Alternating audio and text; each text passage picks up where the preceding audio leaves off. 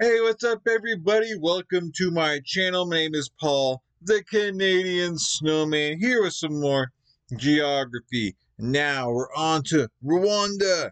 Don't know much about you guys, but I just have heard of you guys. But other than that, I don't really remember much of you guys. But of course, just like always, we're gonna change that tonight or today or whenever you're watching this. It's tonight for me. It's about 10 11 p.m.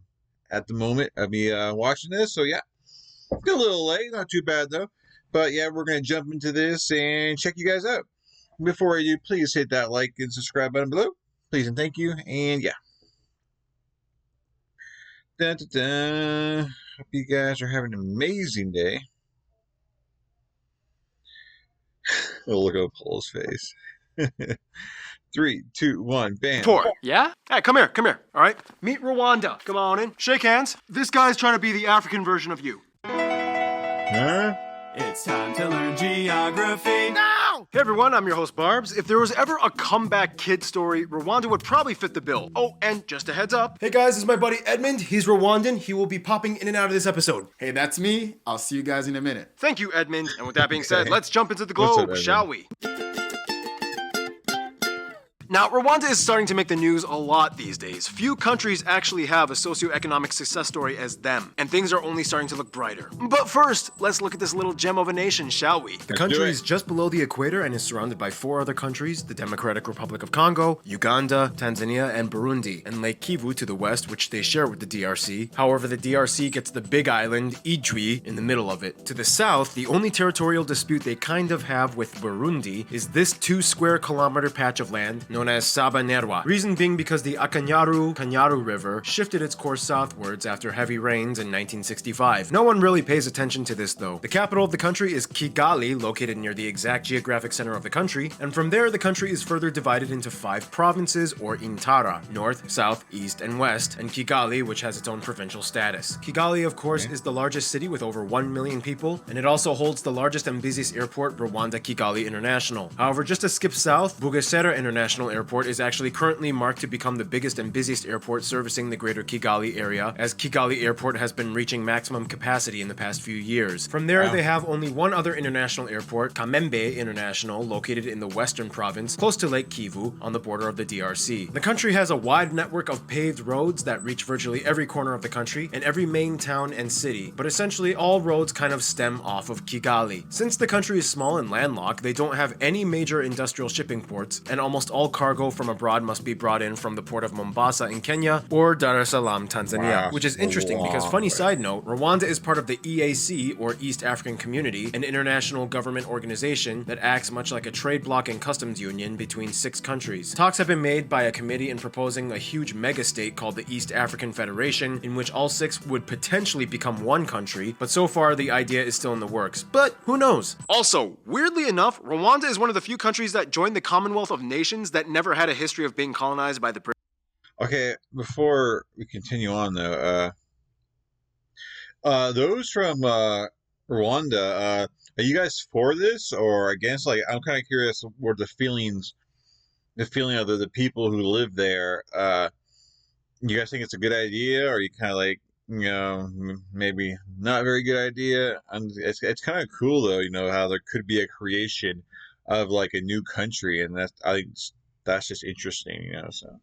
Let me know in the comments. One country, but so far the idea is still in the works. But who knows? Also, weirdly enough, Rwanda is one of the few countries that joined the Commonwealth of Nations that never had a history of being colonized by the British. Anyway, according to the World Bank, Rwanda was titled the most competitive economy in the African continent, as well as the easiest place to do business in Africa. In fact, over $2 billion has been funded by the African Development Bank to construct Kigali Innovation City, which consists of world-class universities, technology companies, biotech firms, and commercial centers providing over 50,000 jobs. Around 95% of the youth are enrolled in schools, and literacy rates have jumped from only about 58% in 1991 to nearly 75% today. How did all this happen though? Well, basically in the year 2000, they had this thing called the Vision 2020, and it was like, okay guys, we literally just had a genocide and we had to fix things up in our country. Let's get it all done in 20 years. What do we need? We need to rebuild all the lost homes and fix the infrastructure. We need to address the past atrocities and provide social services. We need to clean up all the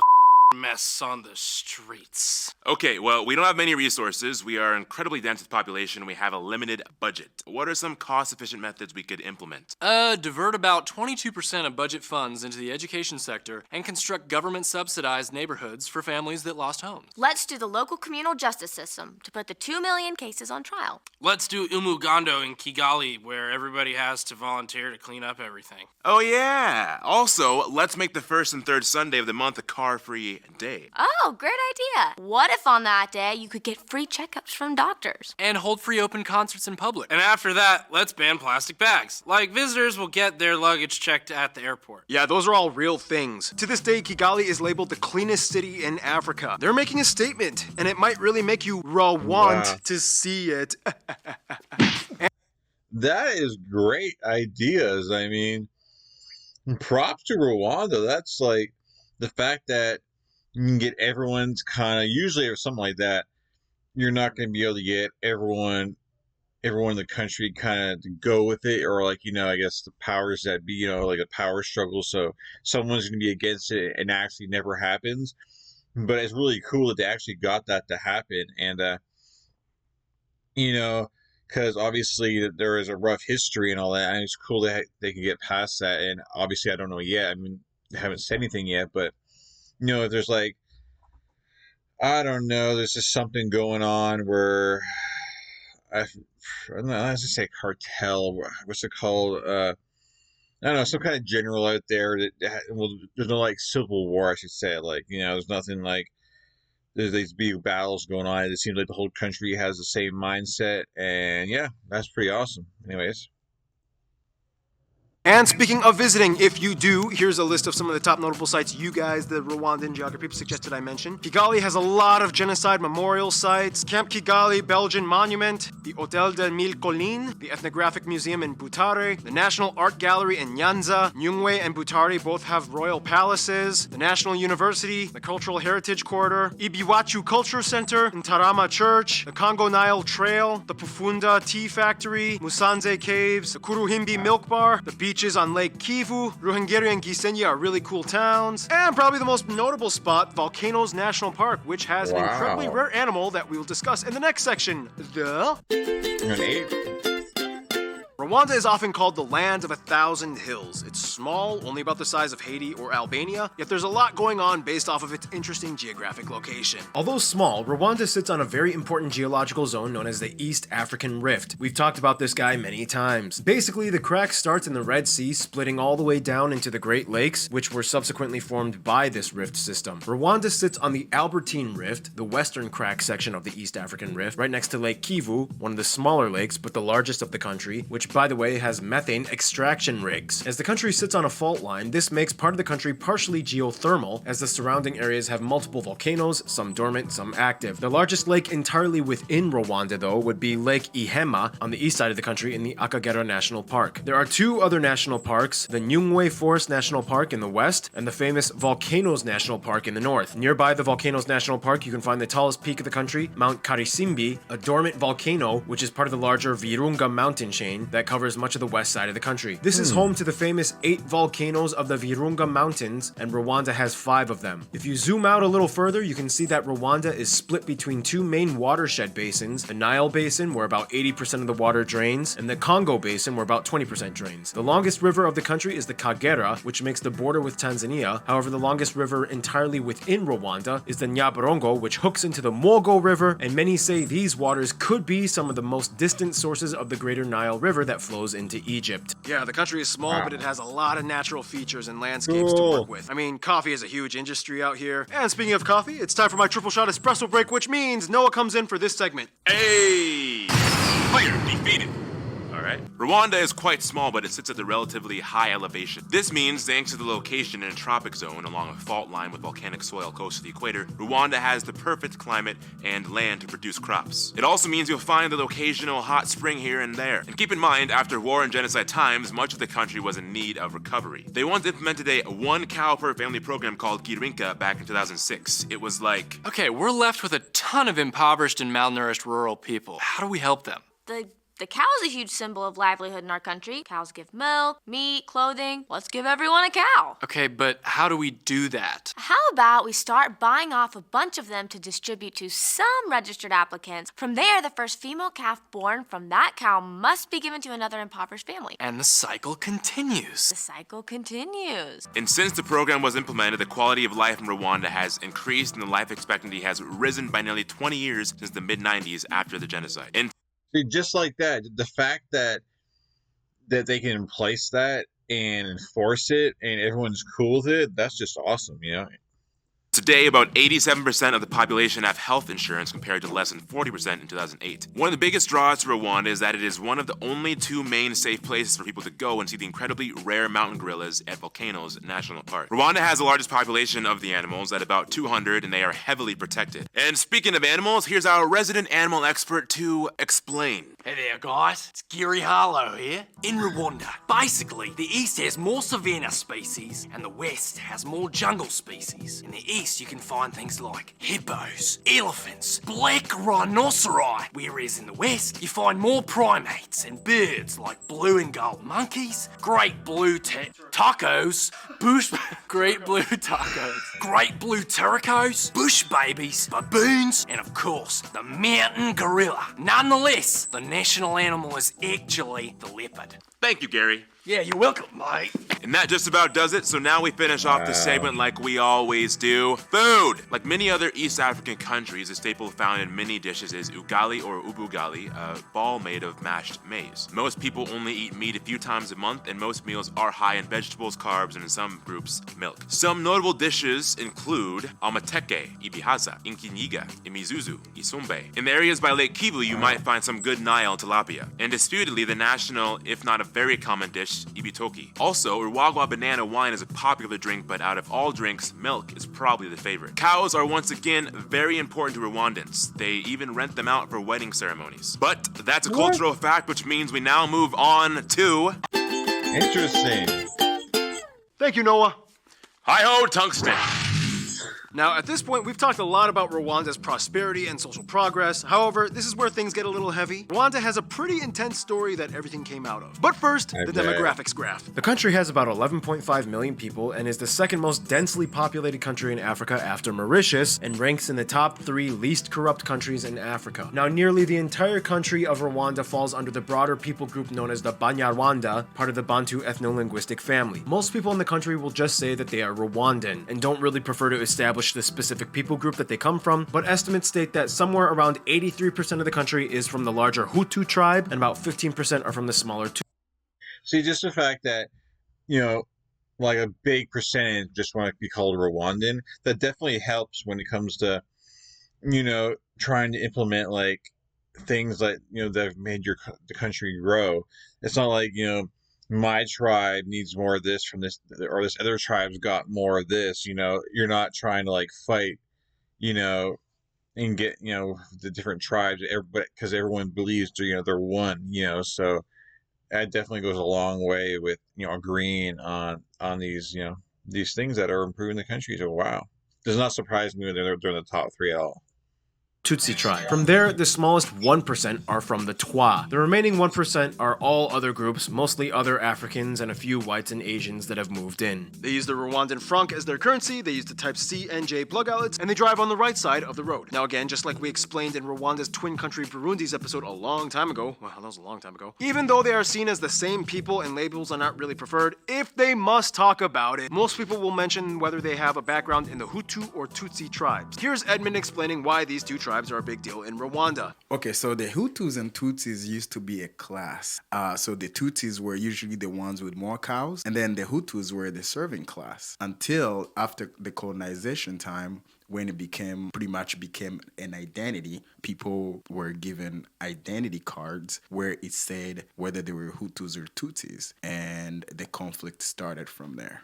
We're basically the same people. We speak the same language. Sometimes people say we're like kind of like physically a little bit different, but it's all pretty much the same. Thank you, Edmund. Yeah, it's kind of crazy. I mean, most Cool. ethnographers agree that Tutsi and Hutu groups cannot even be properly called distinct ethnic groups. For what it's worth though, Rwanda has 4 official languages: English, French, Swahili, and the native national language Kinyarwanda, which is weird because Rwanda was never even colonized by the British. So how did English become official? Yeah. Well, it was kind of like this. Mes amis, on doit partir maintenant. Il y a une révolution et c'est trop dangereux pour nous. Mayupatonale. On va rester en Uganda.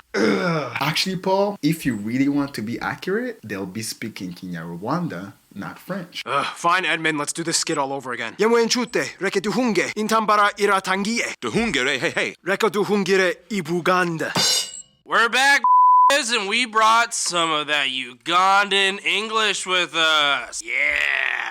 Okay, putting the whole grazing near boundaries of what is acceptable contextualized humor based on historical incidents aside, that's basically how English entered Rwanda, mostly through returning Tutsi refugees that had lived nearly 3 decades in Uganda. In any case, Rwanda is also unfortunately known best by the biggest scar they suffered in history, the infamous Rwandan genocide. I'm gonna let Edmund explain this one because this is something he knows. The story of the genocide is like, it goes back into the 50s. That's when the Hutus really started slowly killing the Tutsis, and then some families started escaping. And then in 1994, the plane of the president was shot down at the time. And then that day, that's when the genocide really started. But it was something that built up from the 50s. I was there, and a lot of my neighbors started getting killed. Some family members that day. I'm very lucky that I survived. So it ended when the RPF defeated our army, and that pretty much ended the genocide. Yeah, in about 100 days, somewhere around 500,000 to 1 million Tutsis and moderate Tutsi sympathizing Hutus and even some Twas were targeted for slaughter by order of various Hutu military and police leaders. It's estimated about 250,000 to 500,000 women were also raped and attacked with crude killing techniques. In the end, Rwanda lost somewhere around 70% of its former Tutsi population. Moving forward in the right direction is taken very seriously. Today there are 2 national holidays commemorating the horrible incident. Denying or historically revising the genocide story is a criminal offense. In any case, that's the most intense part of this episode. Now let's move towards some culture stuff. What exactly is a Rwandan? Well, Random Hannah is back and she will explain. All right, good to be back. So I was going to say, props to you guys got getting through that and coming out, great on the other side. Because, a lot of countries are still going through, I guess. Not that in particular, but, I guess, because I don't know, just a lot of corrupt stuff and, just the civil war, a lot of countries are still going through that right now. And there's a lot of death going on.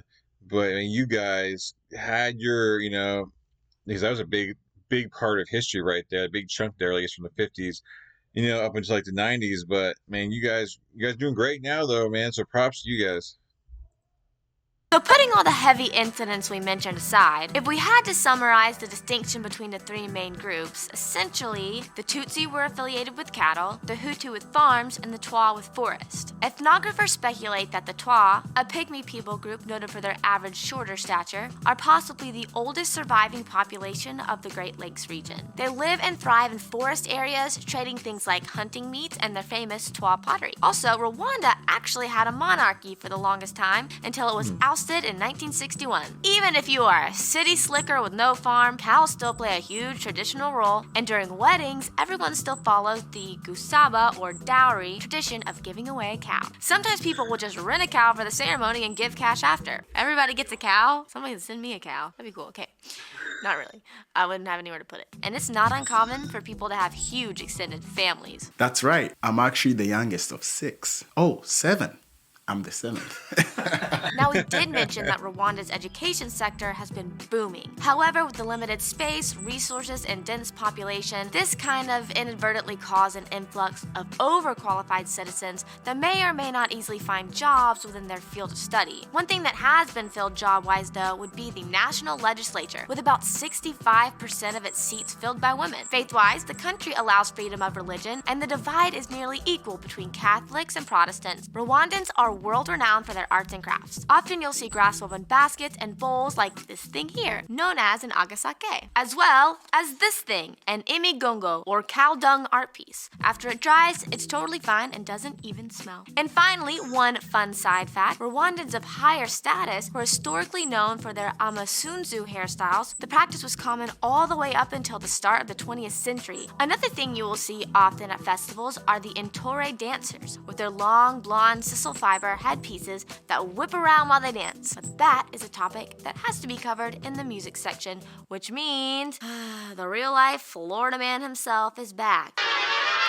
Why, yes, Hannah, I'm Florida man. By the way, Rush is my favorite band. Rest in peace, Neil Peart. That's my commentary. Please don't sue us because, fair use and all that stuff. Anyway, as mentioned, the Intore, or the Heroes Dance, and the Ikinimba are probably the most famous male musical performers in all of Rwanda. Otherwise, for women, the Umo Shagirairo, or cattle dance, performed by women, is the most common and popular show dance. Traditional music in Rwanda, sometimes called gakondo, is unique in that it often follows a 5/8 rhythm, counted as 1, 2, 3, 4, 5, 1, 2, 3, 4, 5, and traditional instruments are typically used like these things right here. Apart from that, modern music in Rwanda has made a huge rebound since the early 2000s, mostly in genres like hip-hop, R&B, gospel, and East African Afrobeat. Jean-Paul Samputu probably being one of the top notable figures. Today, the industry is growing, and huge festivals like Kigali Up have started, and even reality singing competition shows like Primus Guma Guma Superstar.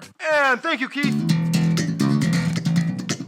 And now it's time to do the incredibly condensed history section of Rwanda. Early Iron Age, hunter-gatherer peoples, Bantu migration, Hutu and Tutsis come in, small tribal kingdom era, Kingdom of Rwanda ruled by a Tutsi king. This king conquers more land and gives preference to the Tutsi. This British guy is the first European to visit. Germans come in, Belgians come in. They join it with Burundi in what is called Rwanda Urundi. Tribal identity cards are started, Hutu manifesto, monarchy is abolished, independence from Belgium, Rwandan civil war, Arusha Accords, Rwandan genocide, RPF fights back, takes over, Paul Kagame voted in, people love him, country starts to grow and recover, downsized 12 provinces to 5, they join the Commonwealth of Nations, Paul Kagame is still president, that people love, but it's getting kind of shady because the government just kind of decided to allow unlimited terms, which makes a few people anxious, but so far the guy is still cool, but it's still like, let's keep our eyes on the situation. And here we are today. Right. And with that, here are some notable Rwandans throughout history that you guys, the Rwandan geographies, and Edmund, of course, suggested we mention. Jacqueline Mukosonera, Paul Rusesabagina, Andre Sibomana, Ora Karuhimbi, Nchuti Gatwa, Konye, Frank Ntilikina, Tom Close, Noles, Cecile Karibwa, Gail Fai. Strome is half Rwandan. A bunch of athletes, football players, and Olympic athletes like these. Agnes Binagwaho, Miss France 2000 was half Rwandan. This director and actress, and Rose Kabuye.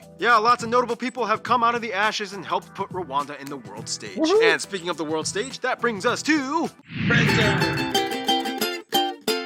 Rwanda definitely has a story riddled in tribulation and triumph, and in that story, many other key figures around the world played a role. For one, in Europe, Belgium is a weird one. Lots of Rwandans have families in Belgium, as the former colonizer had ties and moved people around, and the Belgian people tend to visit Rwanda often. However, the governments really don't pay too much attention to each other, and today the relationship is just kind of okay. The USA and China, of course, are also heavy investors. The USA is the largest contributor to the Emergency Plan for AIDS Relief and the Malaria Initiative, and today many Rwandans also have moved to the USA, and with an influx of English education, it only makes things a little easier. China helps mostly by giving loans used to build roads and factories, and in 2007, a $160 million debt was cancelled. The closer friends would, of course, be the Great Lakes region in Africa. For one, Kenya and Tanzania have always been the cool big Swahili cousins. Many Rwandans either travel or have family in these countries, and much of Rwanda's economy is dependent on Tanzania and Kenya as they help with trade and business. For their best friends, depending on who you ask, many Rwandans might say Burundi, Uganda, or the Democratic Republic of Congo. Uganda played a huge role in sheltering the refugees and influencing the generals that were exiled and would eventually fight back with the FPR or the Rwandan Patriotic Front. Uganda has usually played a role in supporting Rwanda since then, and even after war times, and today, the two are close. For the Democratic Republic of Congo, again, many fled and were refugees taken in after tensions rose. In the late 90s, there was a little bit of drama with the Rwandan-backed rebel groups that tried to overthrow Joseph Kabila until until a ceasefire was installed. From there, the presidents met up in 2009 and reopened relations and opened embassies, and today there's a lot of cooperation between the two. And finally, we reach the closest, almost twin nation of Rwanda, Burundi. Burundi has almost the exact same story and culture as Rwanda. Both have Hutus and Tutsis, both were colonized by the same Germans and Belgians in the past, both have almost the same language, they even have similar sizes and population. Today, many families intermarry between the two countries, and the two will always go hand in hand in any African meetup. In conclusion, Edmund, I think you should take this one.